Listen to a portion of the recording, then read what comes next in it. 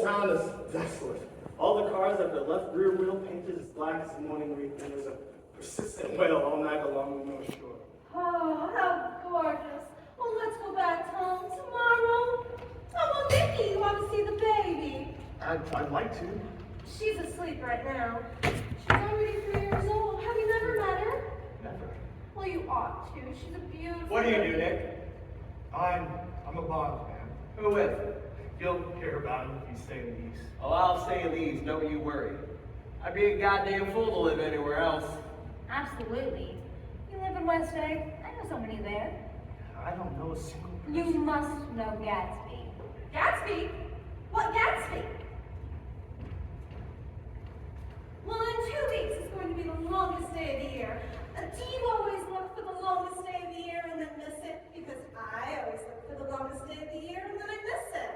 We ought to plan something. Oh, yes, but what do we plan? What do people plan? Look, I've heard it.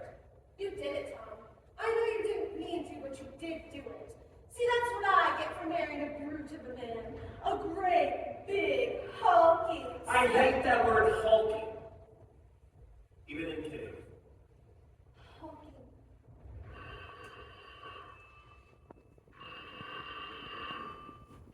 Well, I adore seeing you at my table, Nikki. You remind me of a rose, an absolute rose. Doesn't he, Jess? An absolute rose.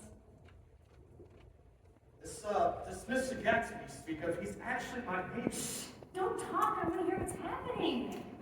Is something happening? You mean you don't know? I thought everybody knew. I don't. Tom's got some woman in New York. Some woman. She might have the decency not to tell him about it at dinner time, don't you think? Well, it couldn't be helped. I looked outdoors but for a moment, and it's very romantic outdoors. See, there's a bird on the lawn. Oh, it must be a nightingale. Come over from the couloir with the white star line. Listen to it singing away. It's romantic, isn't it, Tom? Very romantic.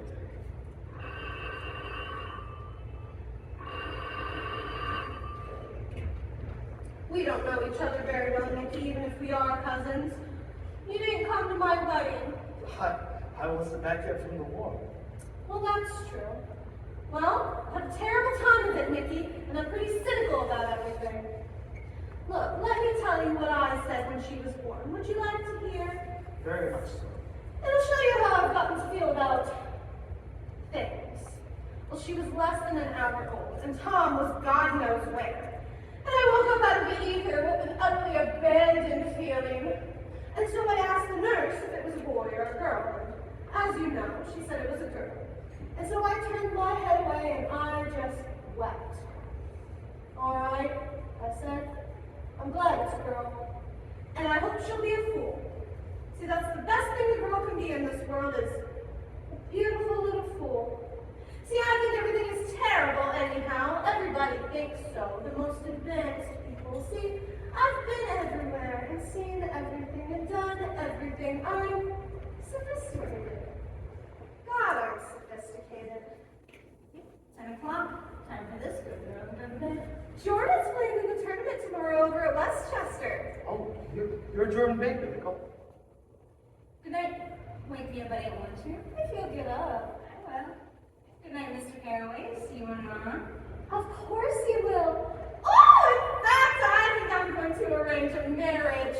Oh, come over often, Nikki, and we'll sort of fling you two together, you know, lock you up in the linen closets, and send you out to sea on a boat and all that sort of thing. Good night. I haven't heard a word. She's a nice girl. They haven't let her run around the country that way. Who aren't? Her family. Her family is one aunt about 1,000 years old. Besides, Nikki here is going to take care of her, aren't you, Nikki? See, she'll spend lots of weekends out here this summer, and I think the home influence will be very good. There's one more thing I forgot to ask you, and it is important. We heard you were engaged to a girl out west. That's right. We heard you were engaged. It's a libel. I'm too poor. course, I knew what they were referring to, but I wasn't even vaguely engaged. Already it was deep summers and on red house roofs where in front of wayside garages were new gas pumps sat pools of light. When I reached my safe instead, I ran the car into the shed and I sat a while, but I saw that I was not alone. 50 feet away, a figure had emerged from my neighbor's mansion. He was standing with his hands in his pockets, regarding the silver pepper of the stars. I didn't call to him, for it seemed he was intent on being alone. He stretched out his arms in a curious way. As far as I was from him, I could have sworn that he was trembling. Involuntarily, I glanced seaward and distinguished nothing except a single green light. I knew it far away. It must have been at the end of the dock. When I turned for Gatsby once more, he had vanished, and I was alone again in the umpire darkness. I want you to meet my girl. Hello, Wilson, old man. How's business? I can't complain. When are you gonna sell me that car? Next week. I've got my man working on it now. Works pretty slow, don't he? No, he doesn't. And if you feel that way, then perhaps I should sell it to someone else. No, Mr. Buchanan, I didn't mean it like that. You know, Yes, it's the just... chairs, why don't you, so somebody can sit down? Oh. All right. I want to see you. Take the next train into town. All right. Meet me at the newsstand at the low level.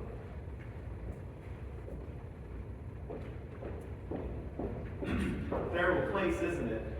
Awful. It does her good to get away. Does her husband object? Wilson, he thinks she goes to see her sister in New York. He's so dumb, he doesn't even know he's alive. Well, I have to leave you. No, you don't. Poor Myrtle would be so very upset if he didn't come to the apartment. Wouldn't you, Myrtle? Oh, come on. I'll telephone my sister Catherine. She's said to be very beautiful by people who ought to know. I'm gonna have the McKees come up. I have been drunk just twice in my life, and the second time was that afternoon, so everything has a dim, hazy cast over it.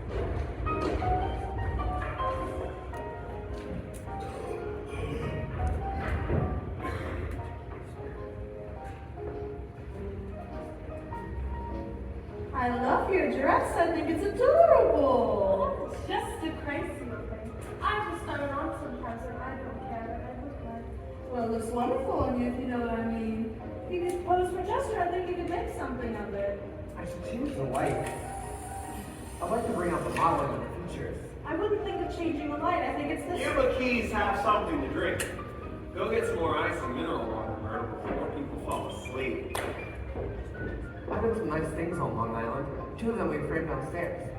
To what? Two studies. One I call Montauk Point the Gulls, and the other I call Montauk Point the Sea. Do you live on Long Island too? Actually, I live at Weston. Really? I was just down there about a month ago at a party. At Gatsby's. Do you know I live next door to him. Well, they say he's a nephew or cousin of Kaiser Wilhelm. That's where all his money comes from. Really? I'm scared of him. I'd hate to give him anything on me. Chester, I think you could do something with her. I'd like to do more work on Long Island if I can get the entry. All I ask is that they give me a start. Ask Myrtle. She'll get you a letter of introduction. Won't you, Myrtle? Do what? You'll give McKee here a letter of introduction to your husband, so he can do some studies of him. For example, George B. Wilson at the gasoline pump, or something like that. Neither of them can stand the person they're married to. Can't stand them. And what I say is, why go on living with somebody if you can't stand them? If I was them, I'd get a divorce and marry to each other right away. Doesn't she like Wilson either? You see, it's really his wife that's keeping them apart. She's a Catholic and they don't believe in divorce. It was 9 o'clock, and I immediately looked at my watch and found that it was 10. Mr. McKee was asleep in the chair, his hands folded in his lap like a photograph of a man in action. Taking out my handkerchief, I wiped away from his cheek a spot of dry lavender that had bothered me all afternoon. Oh, Daisy, Daisy, Daisy. I'll say it whenever I want to. Oh, Daisy. Daisy! Then there were towels upon the floor and women's voices scolding. Times of confusion, a long broken wail of pain. Mr. McKee awoke from his doze, and the days headed towards the door. When he reached about halfway, stopped, stared at the scene, and then continued on out the door. I followed. Come to lunch today. Where? Anywhere.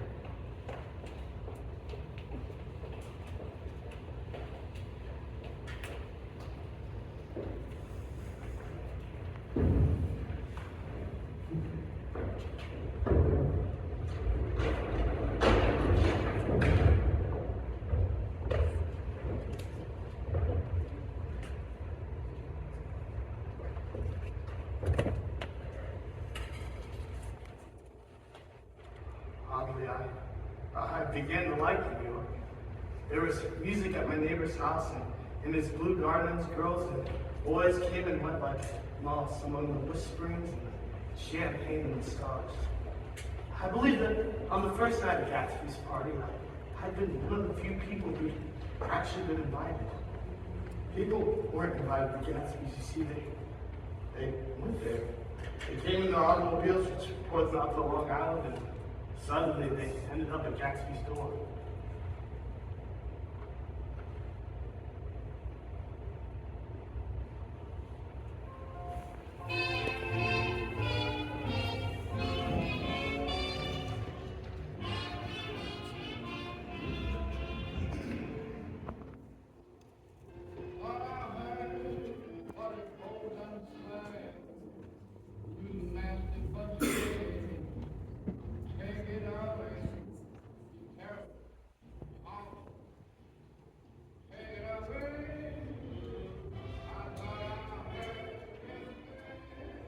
Your face is familiar.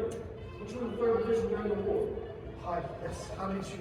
Actually, I was in the 9th Machine Gun Battalion. I was in the 7th Infantry until June 1918. Do you miss it? The war? Yes, I think I enjoyed it so much that I came back restless. I doubt anybody here knows what it's like being in the trenches. It's not something you forget. No, it's not. Where are you from? Say, Minneapolis. I know it well.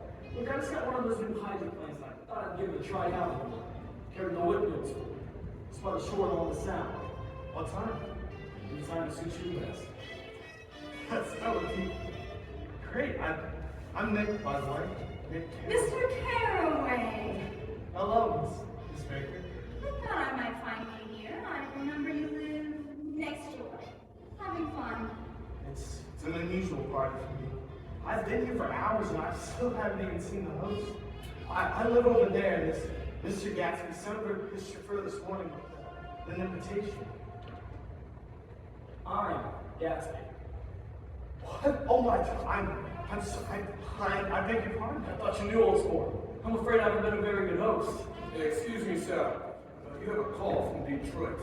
Tell them all. Call me. I'm afraid that wouldn't be such a good idea, sir.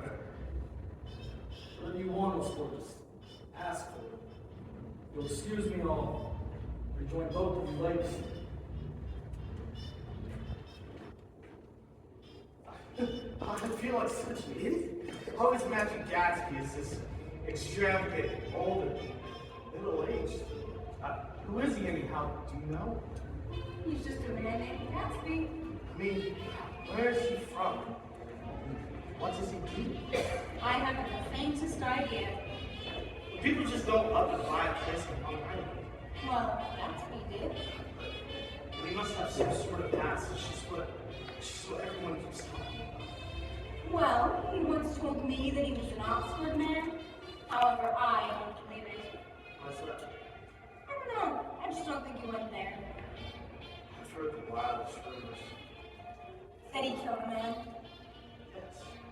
Is that because the Germans 5? Yes. That he runs an underground pipeline from Canada? He does? Anyhow, he gives large parties, and I like large parties. So it's me. Are you having a good time? I'm having a good time with you. You know, Daisy's very taken with you. She hasn't stopped talking about flinging us together. Then she'd be very happy. Are you in love with her? Is it? Yes. If I tell you a secret, do you promise to do something about it? Tom's woman in New York, she isn't the first one. One night in Santa Barbara, California, right after he and Lisa got married, Tom ran into a wagon on the Ventura Road and ripped the front wheel off his car. The girl who was with him got into the big pursuit because her arm was broken. She was one of the chambermaids at the Santa Barbara Hotel. Why does Daisy put up with it? Why doesn't she just leave it? Maybe you're the one meant to help her. Excuse me, Miss Baker. Mr. Gatsby would like to speak with you alone. Think about what I just told you, and please come and see me.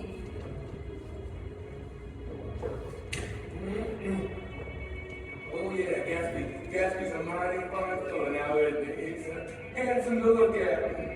Well, shit, he's a perfect gentleman too. Yeah. You know, he went to Oxford College, you know that, right? I've heard of Oxford. Yeah, it's one of the most famous colleges in the world. Have you known Gatsby for a long time? Yeah, several years now. We met right after the war. I knew I met a man of fine breeding after about an hour talking to him. I said to myself, that's a man you'd like to take home and introduce to your mother.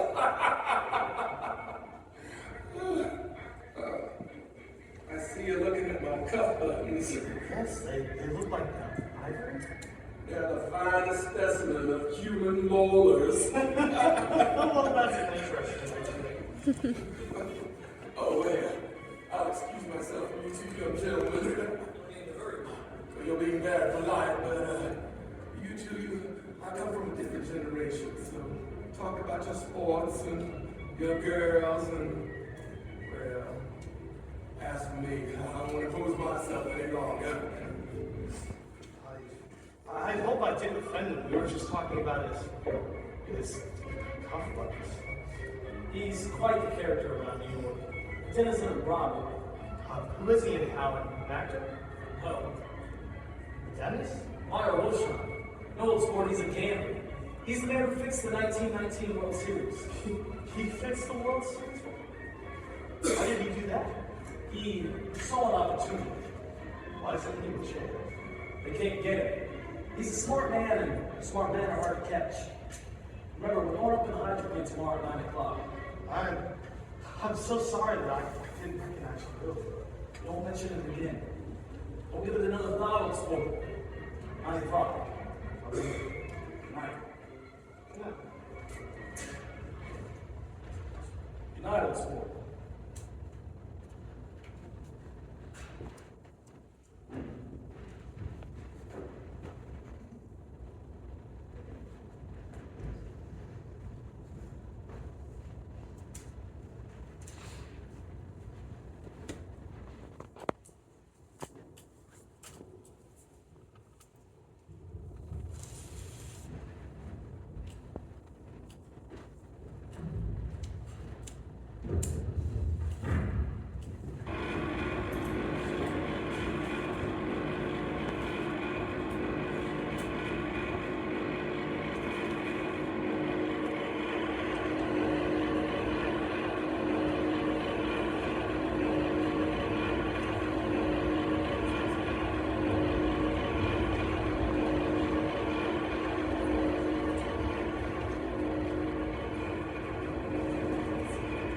What a machine!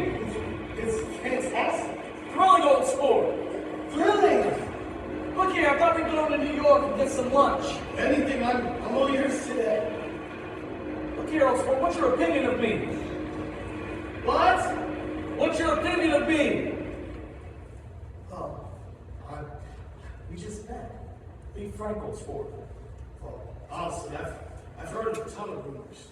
Look, I'm gonna tell you God's honest truth. I don't want you to get the wrong idea of me from all these stories you must be hearing. I'm the son of some wealthy people out in the Middle West. Sadly, they're all dead now.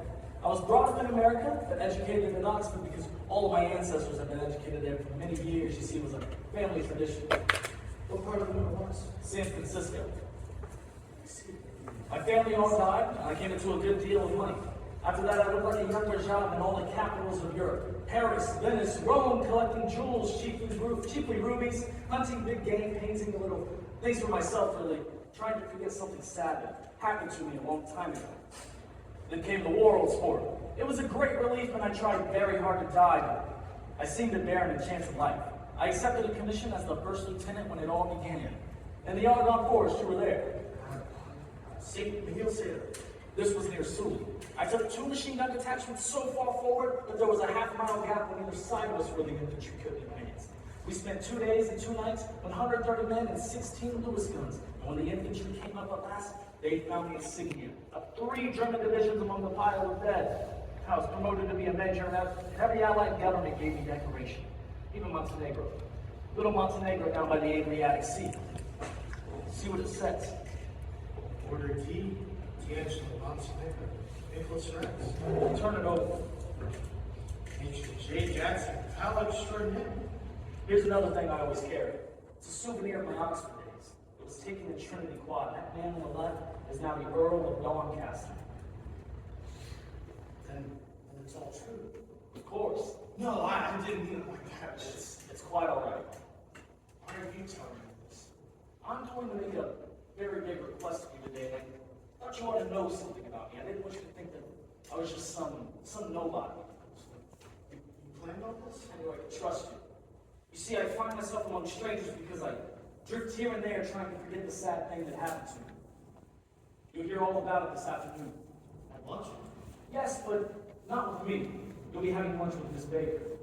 Oh, do you mean to tell me that you're in love with Miss Baker? No, old sport, I'm not, but Miss Baker has kindly consented to speak to you about this matter. I don't understand. Why don't you just tell me yourself? It's a delicate matter, and I'd rather... Hello, Nick. Hello, Tom. What are you doing here? I come here to eat all the time. Where the hell you been? Daisy's furious because you haven't called out.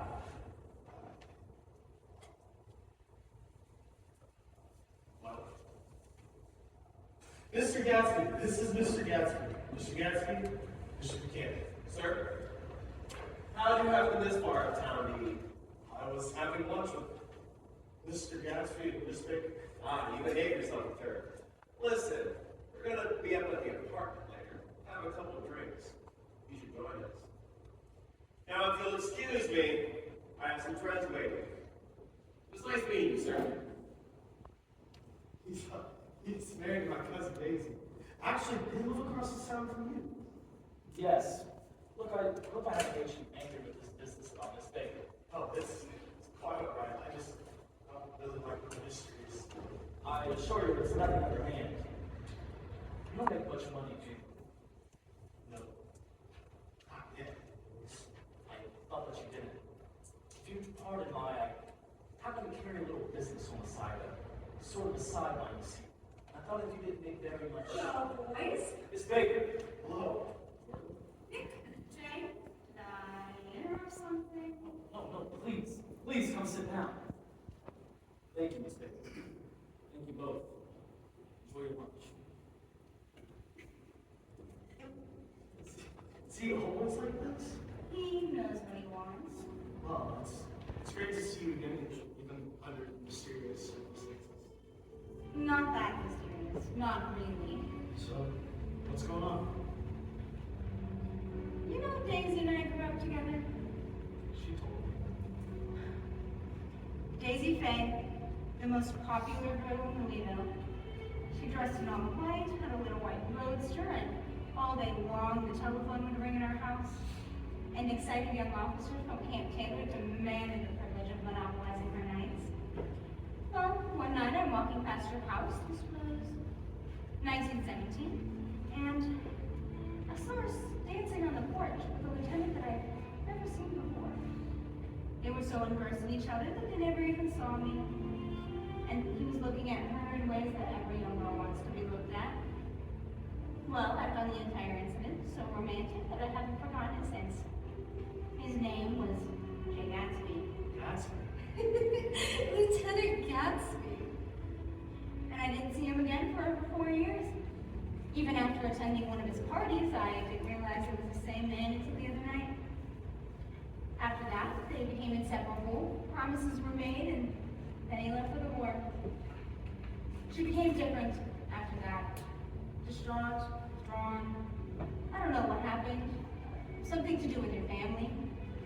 Well, after the war was over, she up and suddenly married Tom Buchanan of Chicago. He arrived with an entourage, more pomp and circumstance than Louisville had ever seen before. The day before the wedding, he gave her a string of pearls, valued at over $350,000. I was a bridesmaid, and half an hour before the bridal dinner, I walked into her room and found her laying on the bed looking lovelier than a G9 in a flower dress. And as drunk as a monkey. She had a bottle of champagne in one hand, a letter in the other. She didn't let me see the letter. She even took it into the tub with her and didn't let me leave it in the soap dish until she saw that it was coming to pieces like snow. And she didn't say another word. After that, I gave her smears of ammonia, put ice on her forehead, hooked her back into the dress, and half an hour later, we walked out of that room, the pearls around her neck, and the incident over. What was in the letter? It was from him. Gatsby? He was coming home from the war to marry her. And why did she go and marry Tom? She hadn't heard the name Gatsby for the first time in years until the day he first visited. Do you remember? What a strange coincidence it is here. But it isn't a coincidence at all, don't you see? Gatsby bought that house to be near Daisy, to be just across the bay from her. Really? He wants to know if you'll invite Daisy to your house for an afternoon for tea, and then let him come over. So you mean to tell me that he's waited 5 years, even bought a place on Long Island so he could come over to a stranger's cottage for a liaison? All this time, he's half expected her to wander into one of his parties, but she never has. That's why he throws them. He wants her to see his house. He wants her to see what he's created for her. And your house is right next door. Incredible. Will you do it? Does she want to see? Daisy is not to know about it. Gatsby does not want her to know. You're just supposed to invite her to tea. Alone, of course. I'm not sure that I'm comfortable with it. Daisy ought to have something in her life, don't you think? And what about you? What if I asked you to tea? Would you come? Ask me.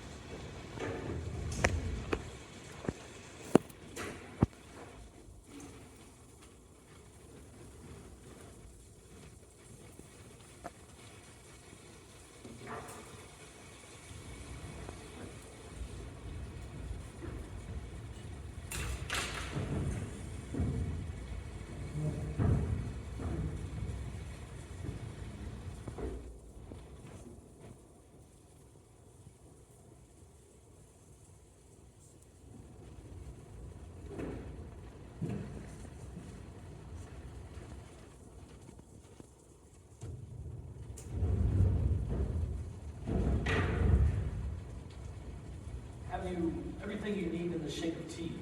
It's all set. You're sure you're all right with this? I wouldn't want you to do anything out of the way. It's fine, it's fine. Would you like something while you wait? No. It's raining. I notice.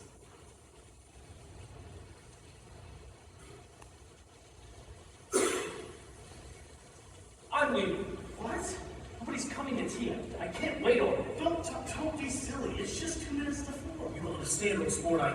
See?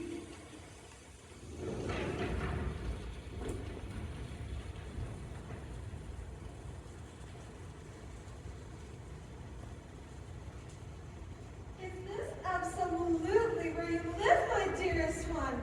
Ah! Well, it's adorable. It's absolutely adorable. Now, Nikki, darling, are you in love with me? Is that why you had me come alone?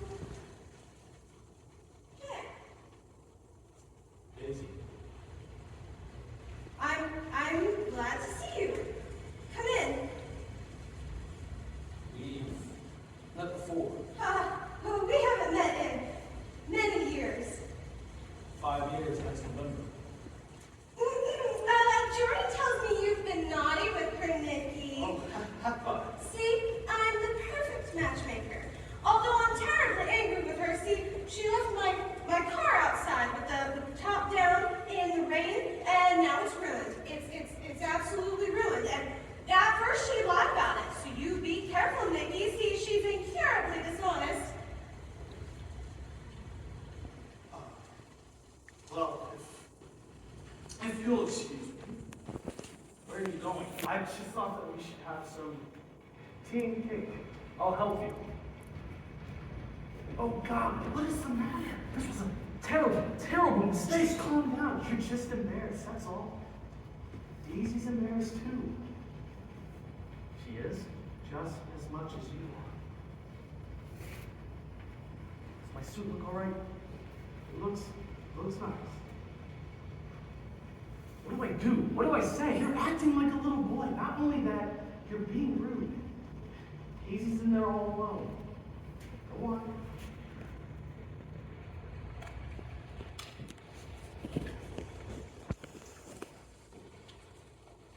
I thought if we ever met again, it'd be when you were old and decrepit. You're as handsome as ever, Lieutenant Gatsby. Would you like to sit? Yes. Did you know I'd be here? I arranged it. Here. Are all these me? They're newspaper clippings from the last 5 years. You? Chicago? That's silly, Pat. Oh, even Europe. He's a good polo player. Yes, Tom does have a knack for winning. Jay, I tried to win. Really, I did, but Look at this. how handsome you are in your uniform. You never married? Oh, I'm so sorry for all the hurt I've caused us. We've been so happy. I've missed you, Jay. I've missed you so much. I've never missed you so much as I do right now. oh, hello, it's Ward.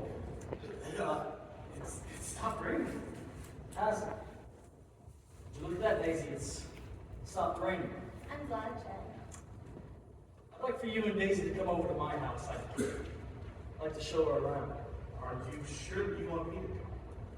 Absolutely, old sport. My house looks well, doesn't it? That huge place there? Look how the whole front of it just catches the light. Oh, it's splendid. It is fun. It took me 3 years to earn the money that bought it. I thought that you inherited the money. I did, old sport. Do you like it? I love it, but I don't see how you live here all alone. I keep it always full of interesting people, celebrated people, people who do interesting things. There are music rooms, sunken baths, bedrooms and period styles, marble swimming pools, and jonkos. My favorite! Hundreds, thousands of jonkos everywhere. I've even got a man over in England who sends over the finest selection of clothing at the beginning of each season, spring and fall. Oh, what beautiful shirts! Oh, it makes me sad because I've never seen such beautiful shirts before. If only it were possible to reverse time. Just erase it and begin again. Do you believe that's possible, Jay? You said you'd come back from wherever you were, and here you are, gleaming in silver. My hair was wet that day, and you were so handsome in your Brooks Brothers uniform. Oh, smelling like new goods, garden smelling of wisteria and pine forest. And you said you loved me.